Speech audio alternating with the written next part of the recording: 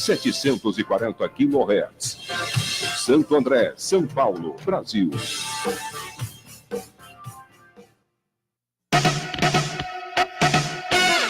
Está no ar Gente que Fala, o melhor programa de debates do rádio brasileiro. Gente que Fala tem texto e direção geral do jornalista Fausto Camunha. Gente que Fala reúne de segunda a sexta-feira formadores de opinião para discutir as principais notícias do dia. Gente que Fala tem o selo de qualidade ABCOM.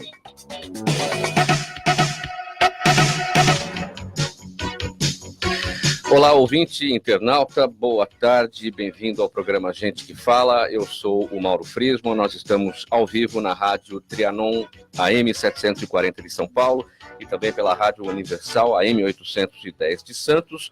Você nos assiste pela internet, pelas redes sociais, no Instagram, @programa Gente que Fala, e também na nossa fanpage, facebook.com/programa Gente que Fala. Visite o nosso blog, gentequefala.com.br, participe pelos telefones 3289-3580 e também 5052-5555. Apresento agora os nossos convidados de hoje, desta edição do programa Gente que Fala, o promotor de justiça, também professor universitário, o Dr. José Carlos Blatt. Seja bem-vindo. Muito obrigado, Mauro. É sempre um prazer estar aqui na Trianon, no programa Gente que Fala, né? Um cordial abraço a todos, inclusive aos ouvintes. Também o diretor do estádio do Mineirão, Samuel Lloyd, com a gente no programa Gente que Fala. Seja bem-vindo, Samuel. Boa tarde, um prazer, obrigado pelo convite. O executivo Gustavo Tavares, ele é Country Manager do Instituto Top Employers no Brasil. Seja bem-vindo, Gustavo. Obrigado, Mauro, obrigado, ouvintes. Um prazer estar aqui com vocês. E, para fechar a mesa, o advogado, também jornalista, Antônio Fernando Pinheiro Pedro, editor da revista Ambiente Legal. Antônio Fernando Pinheiro Pedro. Boa tarde, Mauro. Prazer estar aqui. Eu queria homenagear um amigo que eu não vejo há muito tempo, né? José Carlos Blatt, que está aqui presente, viu, com a licença da mesa. Olha aí, o programa reservando esse encontro também, né, de grandes amigos, velhos amigos. Vamos lá, o nosso primeiro tema de hoje. O ministro da Educação, Abraham Weintraub, disse que o Ministério cortará recursos de universidades que não apresentarem desempenho acadêmico esperado e, ao mesmo tempo, estiverem promovendo balbúrdia em seu campus ou em seus campi. 3 universidades já foram enquadradas nesses critérios: a Universidade de Brasília, a Universidade Federal Fluminense e a Universidade Federal da Bahia. Segundo Weintraub, abre aspas para o ministro, as universidades devem estar com sobra de dinheiro para fazerem bagunça e eventos ridículos. Aí, para iniciar nesse papo aqui, eu fui no dicionário para buscar aqui a definição de balbúrdia. Substantivo feminino: 1. Desordem barulhenta, vozearia, algazarra, tumulto. 2. Situação confusa, atrapalhada, complicação. Blatt, vamos começar com você.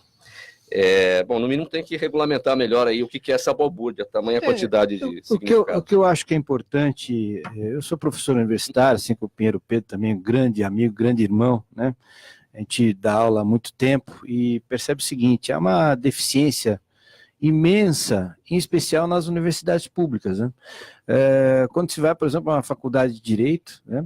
Ou lá na USP, em qualquer das faculdades lá, você verifica que o pessoal faz muita festa, muito evento paralelo, e aula que é bom, nada. Então, não sei se a balbúrdia está bem definida, mas eu acho que a exigência do MEC é que todos estejam em sala de aula. Aliás, o que mais cresce próximo às universidades públicas e privadas, né, não são bibliotecas, não são livrarias, são bares, né? As pessoas ficam mais fora do que dentro. Então, como as universidades públicas, né, têm dinheiro público, é necessário que se cobre, tenha uma exigência tanto do corpo discente quanto do docente, que estejam em sala de aula, né, fazendo aquilo que se deve fazer na universidade, que é exatamente a busca do conhecimento, né. Atividades paralelas ou atividades festivas integram o meio acadêmico, mas, obviamente, devem ser ponderadas, devem ser num patamar de razoabilidade. O que se vê hoje é muita política externa, né? Ou seja, discussões sobre direita e esquerda, que também está cansando bastante. Eu já estou bem cansado desse tipo de discussão, e pouca academia, ou seja, é necessário efetivamente fazer com que as universidades públicas e privadas também, as privadas nós cobramos, né? Os professores são cobrados, né? Quando o professor não vai em sala de aula, o aluno faz um abaixo-assinado, etc. E nas universidades públicas, quanto às privadas, é necessário que se tenha, obviamente, discussão do conhecimento para que nós tenhamos um futuro melhor. Samuel Lloyd, você compartilha da opinião do Blatt? Eu acho que é uma análise que não pode ser superficial. Falando de universidades, a gente tem que olhar com muito cuidado. Eu tenho muitos receios em relação a cerceamento de liberdades. Então, acredito que, através de corte de algumas verbas, você deixa de produzir conhecimentos em áreas específicas que podem não ser do interesse do atual governo. Então, a minha única questão é essa, entender exatamente o que está sendo chamado de balbúrdia, para então a gente poder comentar se aquilo é legítimo ou não. Gustavo Tavares, sua opinião. Balbúrdia é um adjetivo bem forte. Não sei exatamente, acho que obrigado até por ter trazido a definição do dicionário para a gente conseguir aterrizar um pouco a balbúrdia. E vários dos pontos que você trouxe eu concordo. Falta de ordem, confusão. Uma universidade ela tem essa confusão, mas ela tem uma confusão que ela não pode ser também apagada. Então a questão de você buscar o conhecimento não pode ser de uma certa forma cerceada.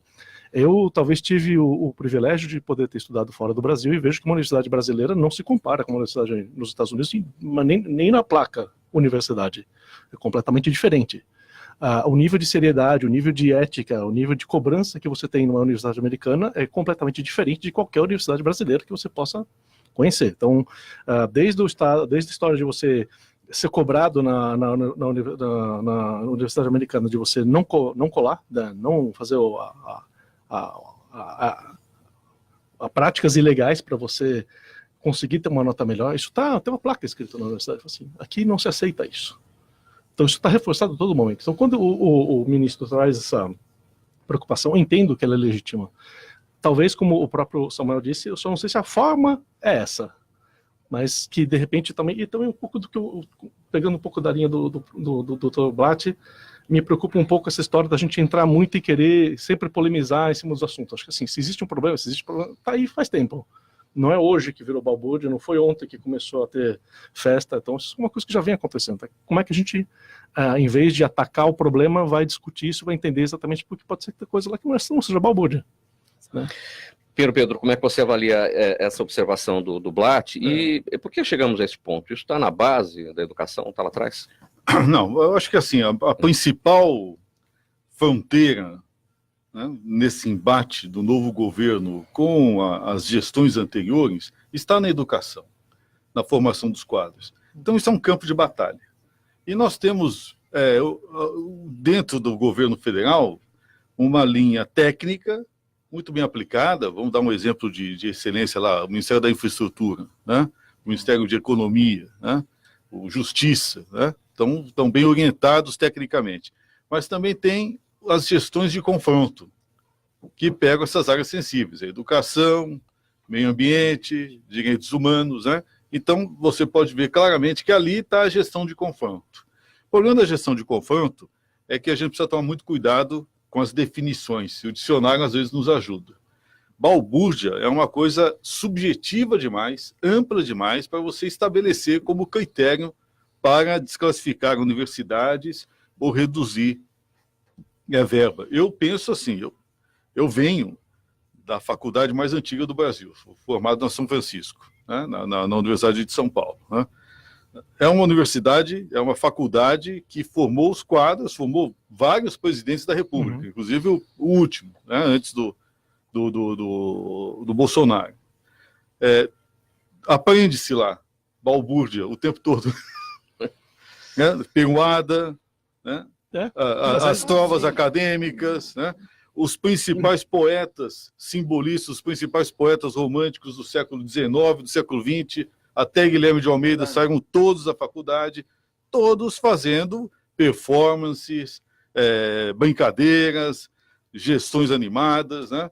Na minha faculdade, a gente fez um festival que a gente trouxe conjuntos internacionais chamado Bote para Fora, era um zíper abrindo. Né? Foi um grande festival, um evento cultural fantástico dentro da faculdade. O território livre de São Francisco, da faculdade, sempre foi feito para as balbúrdias. Então, eu tenho muita preocupação. O que o ministro quis dizer com isso é o seguinte, que aí vem o raciocínio do Blatt, que é correto. Não atrapalhe, né, a atividade didática que é fundamental dentro da universidade. Isso a gente concorda. Eu acredito que o que tem ocorrido nas universidades federais, e eu acho que é isso que precisa ser bem discutido, é falta de disciplina. Não se estuda, não se aprende, né? E também a balbúrdia ela é feita de maneira autoritária. O indivíduo entra, invade aula, tira a roupa, briga e tal. Isso é uma balbúrdia, né? Mas ele precisa estabelecer, então, antes um código disciplinar dentro da universidade. Para estabelecer, porque é óbvio, é na universidade que você tem esses rompantes culturais de rompimento.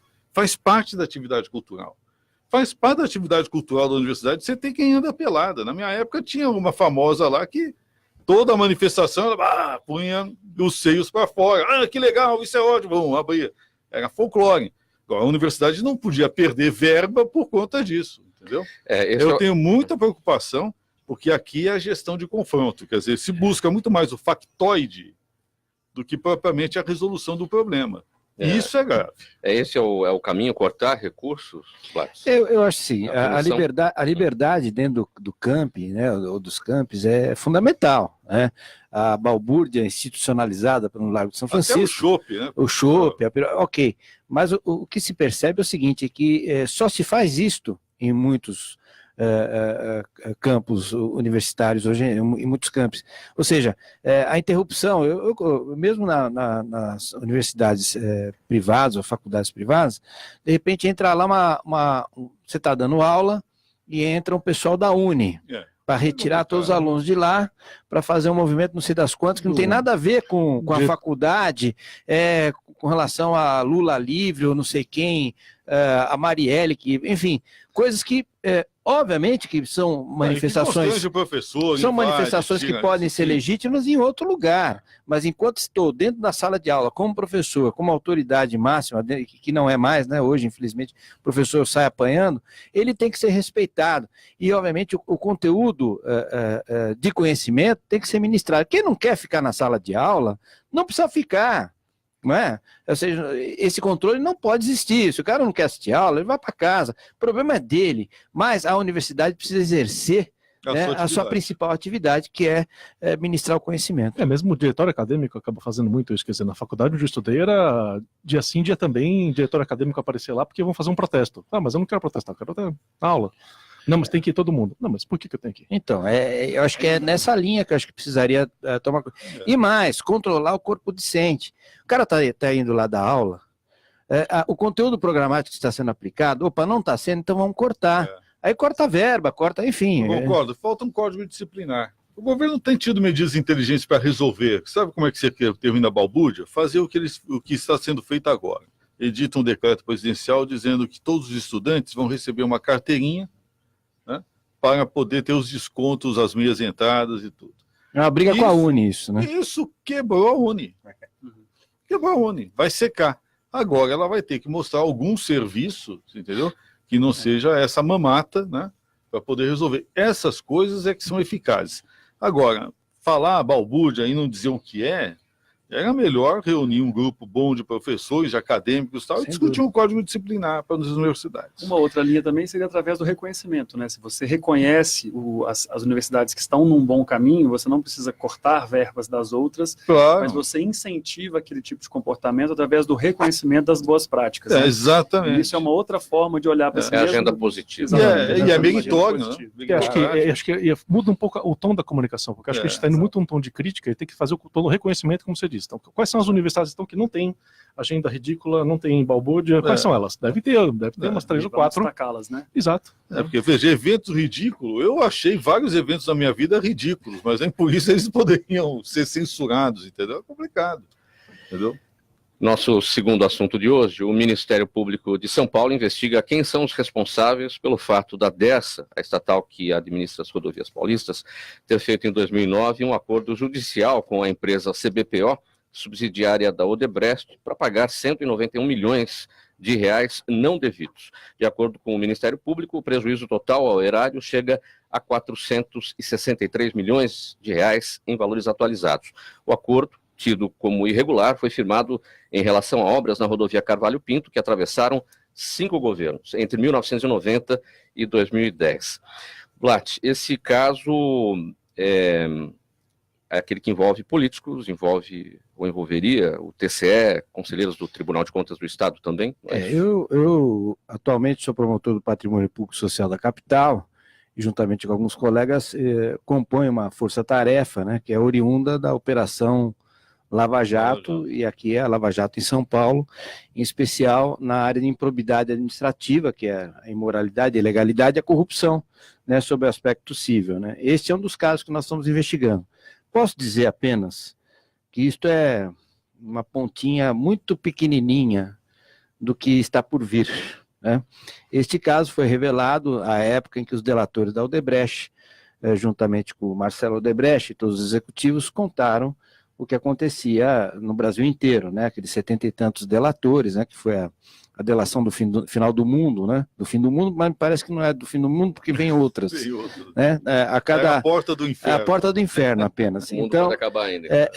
O que eu posso dizer é que ao longo destes anos, muito dinheiro público foi surrupiado para abastecer não só caixa 2 de campanha eleitoral, mas corrupção.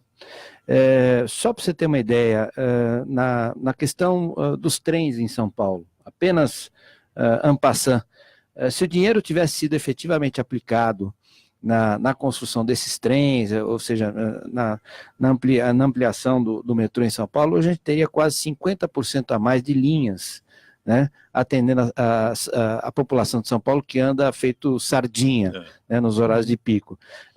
O dinheiro que nós estamos aqui tratando são bilhões de reais desviados ao longo desses anos, no governo PSDB, né, e obviamente não só no governo do Estado, se você fizer uma leitura geral, né, em todas as prefeituras de São Paulo, do Estado de São Paulo. Então é dinheiro que não foi para a educação, que não foi para a saúde, que não foi para a segurança, para a infraestrutura, para o meio ambiente, etc. Então é realmente assustador. Eu, como promotor bastante experiente, são muitos anos à frente do combate ao crime organizado, muita gente que nós acabamos pegando, vai de Maluf a Lula, passando aí por muitos deputados estaduais, federais, e vereadores e prefeitos. A gente sabe que realmente o que está por vir é algo avassalador. Pinheiro Pedro, é um tsunami. Eu imagino, porque estava na hora de pegar a tucanagem, né? Essa que é a grande verdade, né? Ficamos em cima do PT, mas veja, São Paulo, né, é um centro gestor dessa história toda, né? E por muito tempo, acho que o Blatt não vai negar, o organismo mais manietado dentro do Estado de São Paulo para a apuração desses eventos foi o Ministério Público. O Ministério Público passou décadas manietado, praticamente impedido de resolver. E nós temos um túmulo da política nacional, que é a Assembleia Legislativa de São Paulo. É um túmulo, não funciona. E agora, a hora que a gente começa a destampar, deve vir muita coisa, né? Se a gente for pensar, e aqui a gente faz uma sugestão aqui histórica, né? Fala assim, Paulo Preto foi sucessor do Richthofen, né? Sim. Quer dizer, quem se lembra daquela tragédia do assassinato dele, pode imaginar o que se põe por trás disso. Se o Paulo Preto fizer uma delação, é fim dos tempos. Pois é. Aqui em São Paulo. Gustavo, sua avaliação. Eu fico abismado toda vez que escuto cada vez mais um escândalo. Eu só fico me perguntando se vai ter cadeia para todo mundo, porque parece que nós vamos precisar. A gente faz um acordo com as empreiteiras para que eles construam mais cadeias. Às vezes, se você atingir o plexo bolsado do indivíduo, a pena é maior. Pois é. Entendeu? O que assusta é nós, como pagadores de impostos, é cada vez ver que, e não estou falando de valores pequenos, né? Hoje de manhã eu estava vendo que a cerimônia da posse do novo imperador do Japão vai custar 100 milhões de reais, e o pessoal está maluco. Os caras completamente malucos. Como assim está gastando esse dinheiro todo porque vai mudar o imperador? Porque o imperador decidiu abdicar. E a gente está falando de somas aqui, que só nessa página aqui nós estamos falando de 600, 700 milhões de reais. 7 vezes mais. E isso é um processo só. Isso É um processo relacionado a uma questão, um acordo judicial, né, envolvendo uma pequena parcela de uma grande obra. Então, aí você vê Assembleia Legislativa, Tribunal de Contas, um monte de gente em secretarias, político de toda a ordem, realmente é assustador. E é triste, né? Muito Porque triste. Esses 463 milhões de prejuízo, Blatt, o que o Ministério Público pretende? Cobrar isso das empreiteiras? Veja, existem tratativas, né, que aqui eu não posso revelar, que estão sendo feitas ao longo desses meses todos, né? Tanto é que eu estou com saudade do meu amigo, meu querido irmão Pinheiro Pedro, porque eu não consigo ver meus amigos mais. Eu passo mais tempo internado dentro do Ministério Público. Ontem mesmo eu saí de lá quase 11 horas da noite.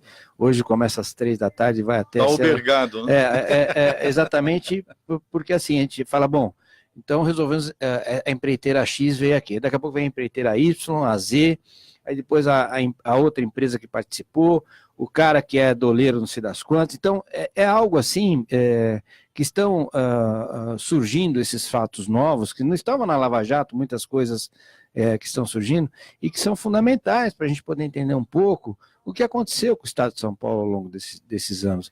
A população sofrida merece uma satisfação, né? E espero que a gente possa, ao longo dessas tratativas, recuperar principalmente duas coisas: o dinheiro público e colocar no chilindró os agentes políticos.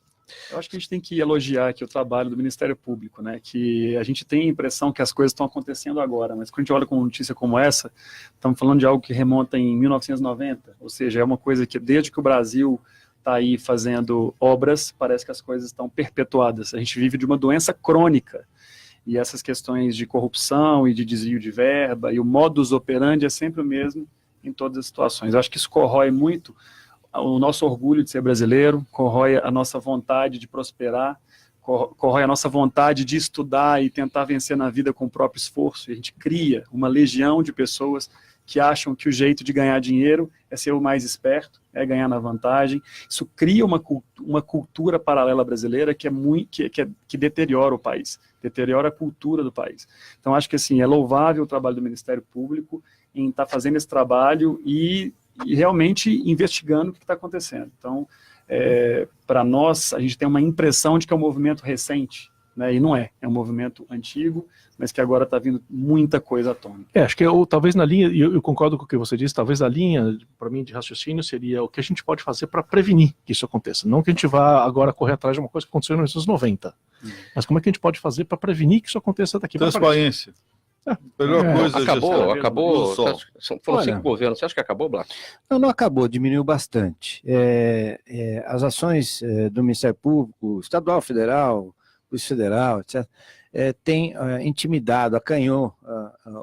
Como é difícil. Ficou mais complicado. E também as regras, né, de fiscalização da lavagem de dinheiro, né, e as cooperações jurídicas internacionais que nós temos. Eu, por exemplo, sento no computador, falo com o procurador da Suíça, né, ou com o prosecutor americano, ou com a polícia fiscal francesa, etc. Então, você consegue buscar, inclusive internamente também, os mecanismos para intimidar. E as empresas, ao que tudo indica, estão começando a adotar regras de compliance mais sérias, né, que vão até pelo menos a página 2. Isso depois sair um pouco do compliance de formulário. De manualzinho, aqueles manuaizinhos, né? O cidadão faz um manual e a empresa tem o compliance. Lá só no manual, né? As práticas continuam sendo, então intimidou bastante. Quais as chances de uma delação premiada do Paulo Preto? Está preso, declarou 137 milhões, né? Isso vai depender do tempo em que ele permanecer encarcerado, e mesmo depois de obter a liberdade, porque as pessoas confundem que a delação é apenas esse encarceramento, né? O cidadão, com esse monte de processos, ele passa a ter a vida dele assim, transformada num verdadeiro inferno. E a família ao lado, regra geral, quem vai na na orelha lá do cidadão para ele delatar, realmente a mulher, os filhos, que passam a sofrer uma série de pressões, né? Inclusive no aspecto financeiro, está tudo bloqueado, Pedro. O que o cara vai fazer? A família não consegue se sustentar, gasta tudo com advogados, etc. Então chega uma hora que ele vai percebendo que ele está sozinho, que os antigos aliados vão abandonando. Então, há uma efeito kafkiano. Agora demora, às vezes, enfim, isso depende de delator para delator. Você vê, o Marcelo Odebrecht demorou um tempo, ficou encarcerado e acabou entregando. Hoje, mesmo fora da cadeia, continua colaborando. Alguns doleiros também seguiram o mesmo caminho. Ele puxou uma fila, né, quando ele falou. Sim, e eu acho que em São Paulo, o que acontece? Você acaba pegando delatores de menor significância, mas que entregam os grandes. E aí esses grandes se veem na obrigação de aderir, porque senão vão ficar sozinhos. Eu estou curioso para saber qual é o vértice dessa pirâmide. Pesado, né? Chegar lá. O estádio do Mineirão completou em fevereiro 6 anos de nova era. Modernizado para a Copa do Mundo de 2014, o Gigante da Pampulha foi palco de grandes duelos, decisões e momentos históricos do futebol mineiro, brasileiro e até mundial. Entre eles, que não se lembrem, o fatídico 7-1. Transformado em arena multiuso, o estádio já recebeu grandes nomes da música e em maio agora estenderá seu tapete verde para grandes executivos durante o Mineirão Prime Experience. Samuel, o que é essa nova era do Mineirão? O Mineirão teve que se adaptar, né? Eu acho que se a gente remontar aí 2014, logo no pós-Copa, acho que as manchetes eram: o que serão dos nossos elefantes brancos, né? Questionamento em 12 estádios construídos pelo Brasil, um montante enorme de dinheiro público, e o que aconteceriam com esses estádios, né? Então hoje o Mineirão se transformou realmente a partir de 2015. A gente começa um trabalho de reposicionar todo o estádio, então ele não é mais um estádio de futebol, ele é uma grande plataforma de entretenimento. Só no ano passado nós realizamos 253 eventos e 37 jogos, ou seja, os jogos de futebol, eles ocupam um espaço pequeno na nossa agenda, né, porque a gente precisa completar os outros dias do ano com outras atividades que movimentam a economia da cidade, a agenda criativa, muitos shows, né, trazem turistas para Belo Horizonte. Então, acho que ele cumpre esse papel que vai muito além do futebol.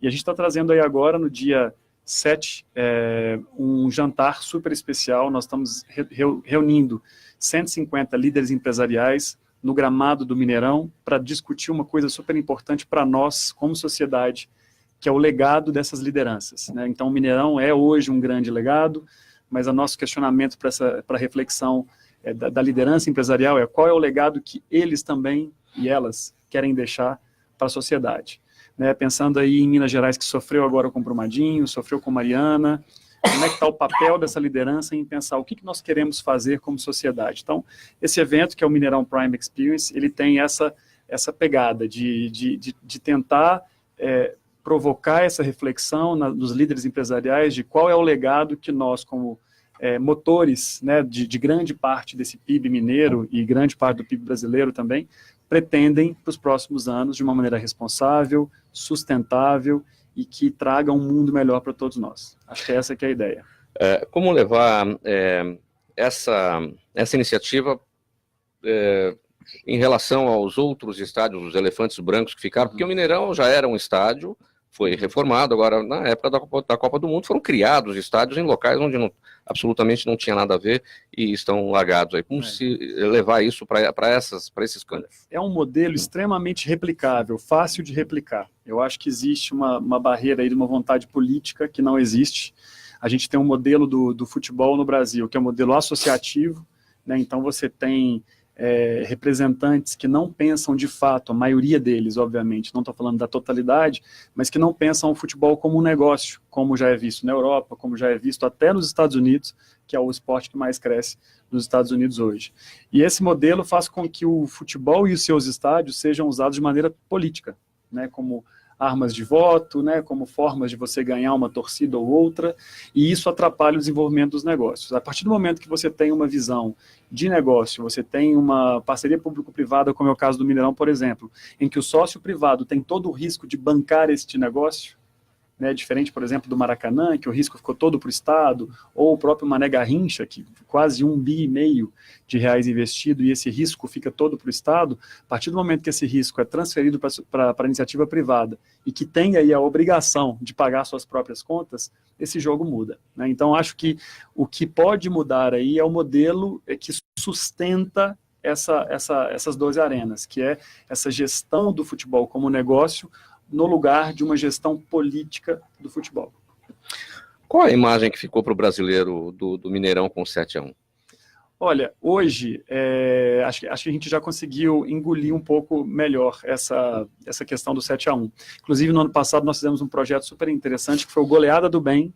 Nós pegamos uma rede... Goleada do Bem, nós pegamos uma rede desse famigerado jogo, que ninguém gosta de lembrar, a rede que tomou 5 gols. Nós picamos essa rede, mandamos para a Alemanha, captamos lá R$800 mil, e essa rede hoje esse dinheiro hoje foi investido no Brasil em 4 projetos para criança, saúde e esporte. Então, a ideia é de transformar algo muito ruim da nossa história em algo positivo, né? Então, saiu uma lição dali. E esse dinheiro veio todo da Alemanha, então são doadores da Alemanha que compraram pedaços dessa rede, transformaram em investimento social aqui no Brasil. Então, acho que são formas da gente pegar um fato ruim, não deve ser esquecido 7-1, para que ele nunca se repita, concorda?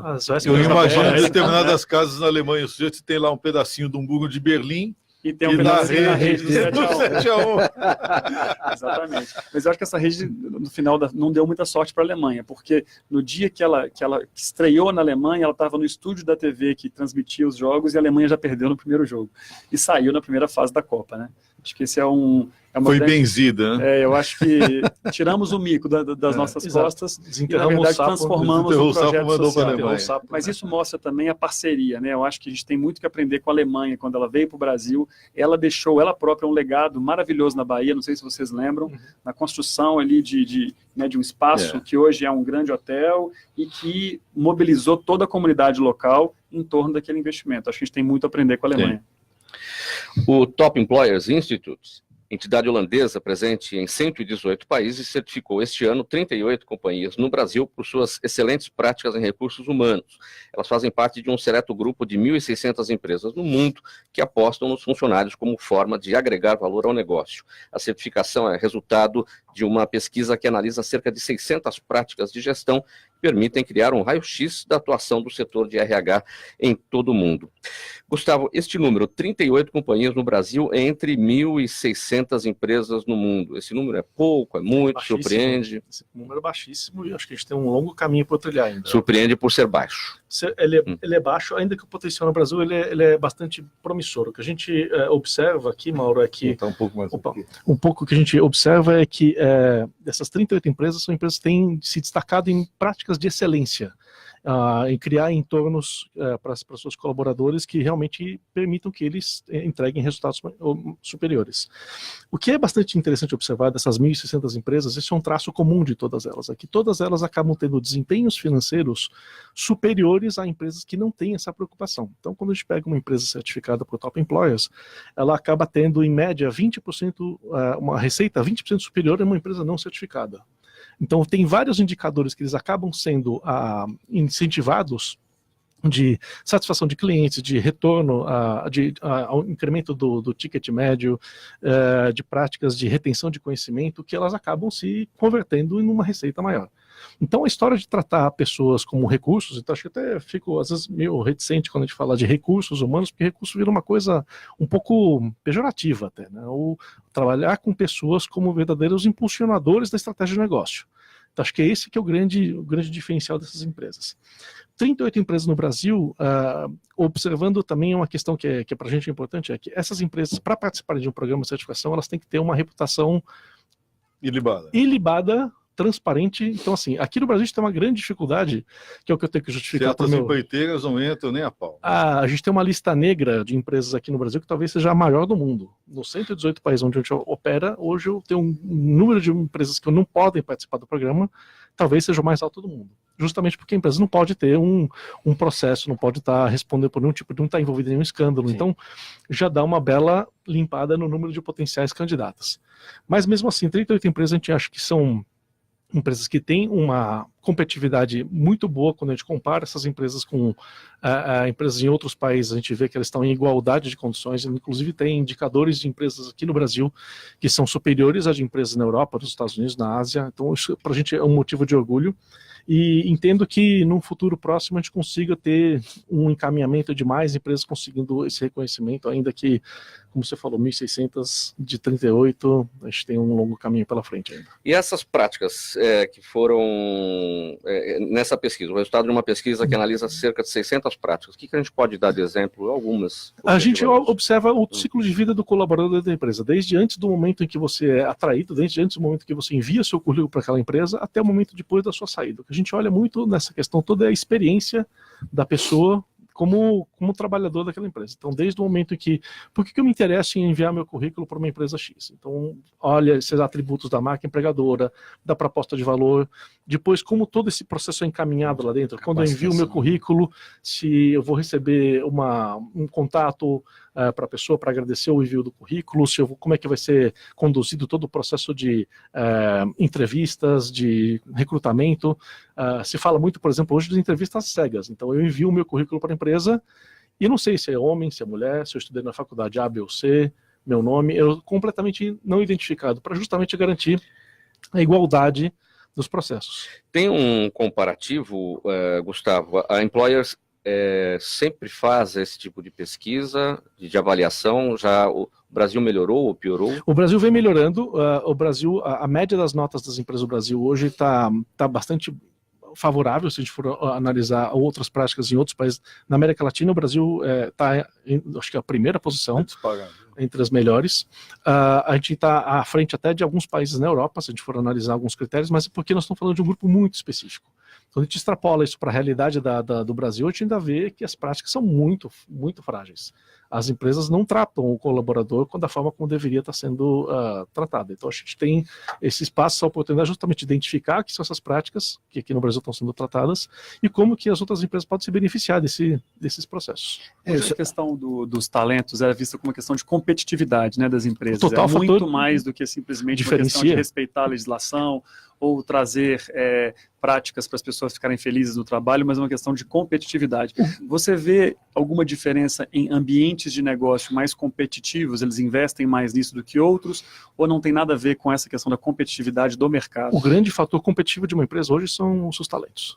Isso não há dúvida. Então, as empresas que conseguem motivar, conseguem reter essas pessoas, conseguem fazer com que elas se dediquem, elas têm resultados muito superiores às outras. O capital é o conhecimento hoje. Né? Exatamente, exatamente. Então, acho que isso é fundamental, um grande fator de diferenciação de uma empresa da outra. Inclusive, eu acho bacana essa situação de certificar as melhores práticas. Inclusive, as melhores práticas dentro de uma empresa são aquelas práticas, né, do colaborador fora da empresa. Então, eu tenho feito muita palestra, muito curso para várias empresas, exatamente no setor de recursos humanos, falando sobre algo que é fundamental, que é a questão de ética e cidadania. Né? Então, não basta ser um profissional, é necessário que a pessoa seja um cidadão profissional.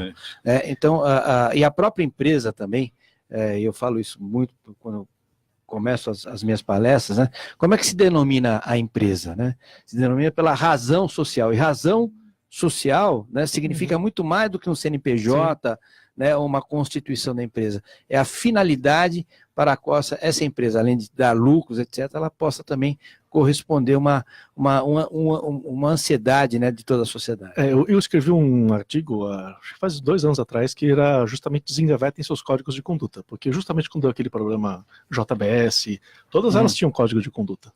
Todas elas faziam o código de conduta valer para um certo nível para baixo.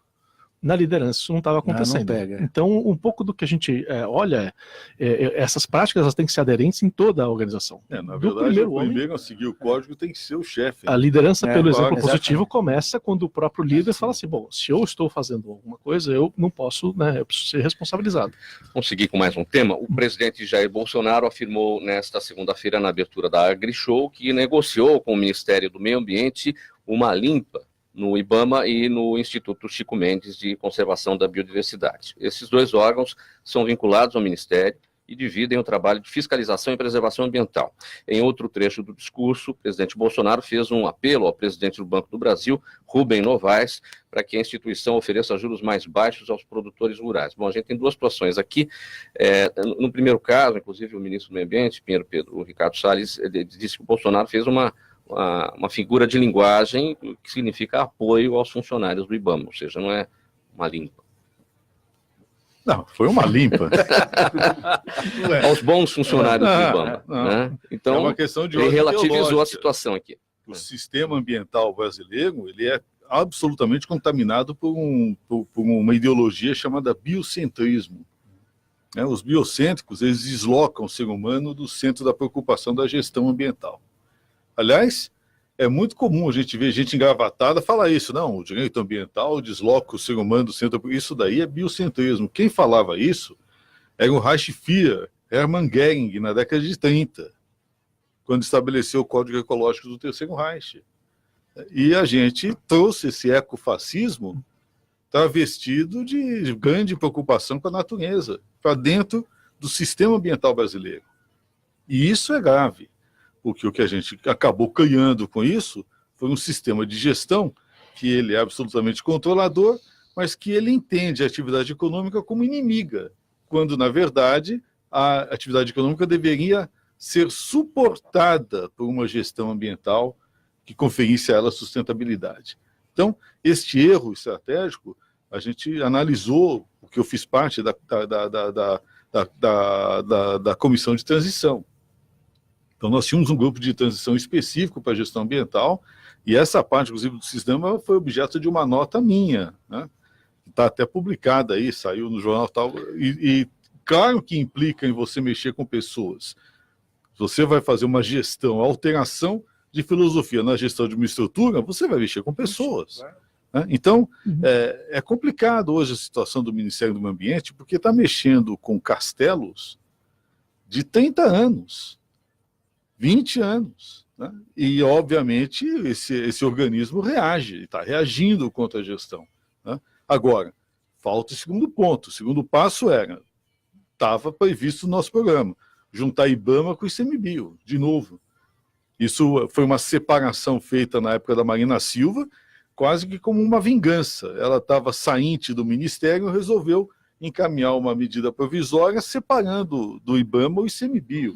Aquilo foi um trauma para a gestão ambiental brasileira. Nós criamos uma figura de duas cabeças. O ideal é reunir de novo. Vai ter muita discussão, e eu entendo por que agora, na gestão ambiental, a gente está colocando lá policiais militares. Né? Aliás, essa gestão da Polícia Militar Paulista dentro do ICMBio vai ser algo interessante para a gente analisar do ponto de vista da ciência, da administração. Vamos ver como é que vai ser.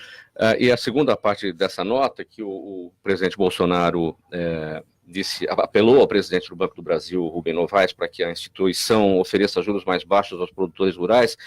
Era uma brincadeira, mas assim, o mercado sentiu, ficou nervoso ontem, acharam que o presidente iria interferir na questão mas do juros. O maior problema nosso é o seguinte: aqui nós estamos mexendo com tudo, mas falta mexer com o principal, juros bancários. Nós temos uma dívida monstruosa, nós temos 60% da população brasileira, são dezenas de milhões de pessoas penduradas no Serasa, quer dizer, com nome sujo, por conta de juros extorsivos de cartões de crédito.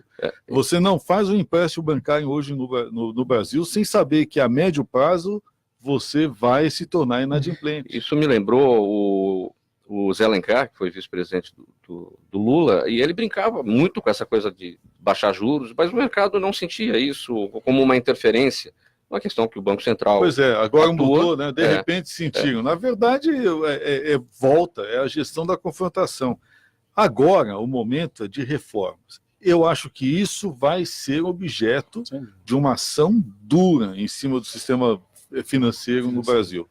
Mas essa luta nós ainda vamos ver. Essa mudança vai vir daqui a pouco com as novas tecnologias, os novos bancos entrando, e isso vai começar... Aí vem o grande lance da reação, é a desbancarização. Exatamente. Hoje nós temos a maioria da população brasileira vivendo dos cartões eletrônicos que não vão para banco nenhum. Você faz o sistema de pagamento realimentando o sistema. Então, essas fintechs, né, e que são os sistemas alternativos, estão criando uma situação bancária complicada, e até chamando a atenção do Ministério Público também por conta do problema da lavagem de dinheiro. Sim. Bom, vamos ver aqui as questões, as perguntas do público que está participando. Vamos ver se dá tempo. Tem pergunta para todo mundo aqui. Blat, a Fernanda do Butantan, ela pergunta: corre o risco da universidade pública ampliar o patrulhamento ideológico? Eu acho que o patrulhamento já existe, né, há muito tempo. Aliás, no governo Lula ou da Dilma, entrasse alguém defendendo ideias contrárias à esquerda, está perdido. Então, o que eu acho que essa polarização, com o tempo, ela vai ser amainada, transformar o ambiente acadêmico num ambiente de liberdades, né, para que se faça tudo aquilo que é possível, mas, obviamente, com responsabilidade, eu acho. A Juliana, da Vila Suzana, pergunta para o Gustavo: na lista de empresas premiadas por valorizarem bem os seus funcionários, existem escolas? Aqui no Brasil ainda não, mas globalmente sim. Tem várias universidades e várias escolas, inclusive de ensino médio, que estão sendo certificadas, e acho que essa também é uma tendência. Cada vez mais você tem um padrão de excelência até para as pessoas que trabalham nessas escolas se sentirem reconhecidas e valorizadas, para isso poder ser transmitido para os alunos. Então, para a gente é uma tendência clara. Aqui no Brasil a gente ainda não tem, quer dizer, em vias de, em breve, mas por enquanto ainda não tem nenhuma. Pinheiro Pedro, o Jaime do Jardim Bonfilholi, qual a sua posição sobre o direito ao esquecimento? O direito ao esquecimento é algo que está sendo discutido hoje em toda vez que você levanta a questão das redes de internet, você vem agora no cadastro positivo, que foi uma lei recentemente aprovada, você sempre tem aqueles caras que falam: olha, eu quero ser esquecido do sistema, o cara pode ir lá dar uma gulgada e não vai achar o meu nome, né?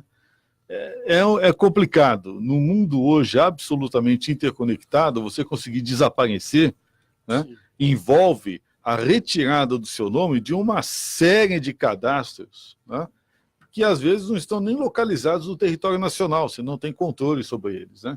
Então hoje essa questão do direito ao esquecimento é uma discussão mundial, né? Há países que já têm uma regulamentação sobre isso, né? Mas a aplicação prática disso é muito complexa. Samuel, o Cláudio de Santo André pergunta a sua opinião sobre a realização de clássicos com torcida única. Isso não acontece lá em Minas, né? Não, lá em Minas nós temos clássicos 90-10, né? 90% mandante, 10% visitante. E em 2016 nós tivemos o nosso último clássico com torcida dividida, meio a meio, 50% de cada lado. Para nós é sempre mais fácil a operação meio a meio do que 90-10. O Estádio Mineirão foi preparado para isso, porque ele respeitou a história, né? Então ele é exatamente simétrico de um lado e do outro, com o Cruzeiro e Atlético jogando com torcida dividida meio a meio. E quando aconteceu em 2016, que foi o último, foi um grande evento na cidade, Mineirão lotado, as pessoas com aquela saudade daquele movimento, e foi muito positivo para a gente. Eu ainda acredito que a torcida única falta de vontade política para resolver o problema real, sabe? Eu acho que tem uma questão aí que tem que juntar segurança pública, tem que juntar órgãos de justiça, tem que juntar os clubes, as torcidas organizadas, que normalmente são esquecidas do debate, né? E elas não são vistas como movimento social, elas são vistas como um grupo de marginais, e na verdade o movimento é muito maior do que isso. Então não é uma decisão simplista você resolver essa questão, mas ela precisa ser apurada de uma maneira muito mais aprofundada. O Paulo de Alfenas, ele acompanha a gente pela rede social, pelo Facebook, ele te pergunta: o novo Mineirão mantém a tradição de servir feijão tropeiro e outros pratos típicos mineiros? Vão com a barriga agora. Sem dúvida, o nosso carro-chefe, a tradição você vai ao Mineirão e come um tropeiro e toma uma cerveja, né? E o tropeiro do Mineirão hoje é feito pela pessoa que está lá fazendo há 30 anos, desde o Mineirão antigo. Então, a dona Sônia, que é a famosa, já foi em grandes programas de televisão para ensinar a receita do tropeiro do Mineirão, está lá até hoje. Então, é um estádio que tem gastronomia. E perto do Mineirão tem um restaurante de uma grande amiga minha, da Heloísa, lá, que também é muito boa.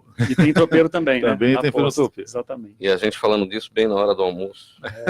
Deu fome. É complicado. O Gustavo, o Roberto de Vila Mariana, a nova onda de compliance tem influenciado nas carreiras dos funcionários das empresas? Totalmente. Hoje em dia não se discute nenhum tipo de projeção em carreira, nenhum tipo de contratação sem que esteja uma aderência total à compliance, código de ética. Aliás, uma das características das empresas que a gente vem certificando justamente que elas têm um código de ética muito bem implementado e tem times que fazem a manutenção desse processo continuamente. Então não basta só assinar aquele papelzinho no primeiro dia, agora você tem checagens trimestrais, semestrais, tem todo um processo de controladoria por cima disso, então cada vez mais forte com a questão de compliance. Gente, o tempo do programa, a gente fala de hoje, está se esgotando. Blatt, sua avaliação, sua conclusão aqui sobre os nossos assuntos. Bom, foi um prazer participar aqui do programa mais uma vez, aqui com o meu querido amigo e irmão Antônio Pinheiro Pedro, né? Muita saudade, espero que essa saudade diminua, isso vai ser um bom sinal, porque os trabalhos... Fazer um compliance aí, de chope. Um compliance de chope, balbúrdias, né? Os balbúrdias, né? Mas é sempre muito bom participar aqui do programa, né? Discutir essas ideias, debater questões que são fundamentais para o nosso dia a dia, né? Então, um abraço a todos os queridos ouvintes, a você. Obrigado. E ao nosso querido Fausto Camunha, né? E a toda a equipe, né? A Zenilda, né? Estão todos lá, né? Um beijão a todos. Samuel, sua palavra final. Claro, para mim também é uma honra estar aqui presente, discutindo com vocês, num momento de tanta intolerância na sociedade, né, que as pessoas não podem discordar. Participar de um programa como esse, onde as ideias são debatidas com tanta lucidez para a gente, é realmente um privilégio. Então, agradeço aí o convite e espero que vocês todos visitem o Mineirão e esqueçam essa ideia do 7-1, né? Já superou. Feijão tropeiro, né? Vai lá comer um tropeiro, que é bom. Gustavo Tavares. Bom, obrigado mais uma vez pela oportunidade. Acho que um debate de altíssimo nível, temas que são super pertinentes e relevantes para a nossa sociedade. Agradeço o convite, espero na próxima já trazer mais empresas certificadas. Pedro, sua palavra final. Bom, hoje nós estamos no aguardo de mudanças grandes, não no Brasil, mas fora, né? Ali na Venezuela, né? É um assunto que a gente ainda não pôde entrar na pauta, mas é um assunto que a gente tem que acompanhar. Esperamos, finalmente, que a gente consiga derrubar esse Maduro, que já está maduro para cair há muito tempo, né? E um prazer estar com todos vocês aqui. Com o Blatt, a gente já falou no início, repete no final. Cobrar ao vivo, um chopp. Ou mais, né? Mais que um. Quero agradecer a presença de todos nessa edição do programa Gente que Fala, o promotor de justiça José Carlos Blatt, o diretor do Estádio Mineirão, Samuel Lloyd, o executivo Gustavo Tavares, do Top Employers, o jornalista e advogado Antônio Fernando Pinheiro Pedro, da revista Ambiente Legal. Na mesa de som, nos trabalhos técnicos hoje o Cléo Rodrigues, apresentação minha Mauro Friesman, pauta e redação Pedro Esquiavon, diretora de produção Zenilda Salvato, direção-geral do jornalista Fausto Camunha, e aí do outro lado você, ouvinte internauta, a razão da nossa presença aqui. Fique na sequência agora com o programa Caio Sorriso Show. Tchau, até amanhã.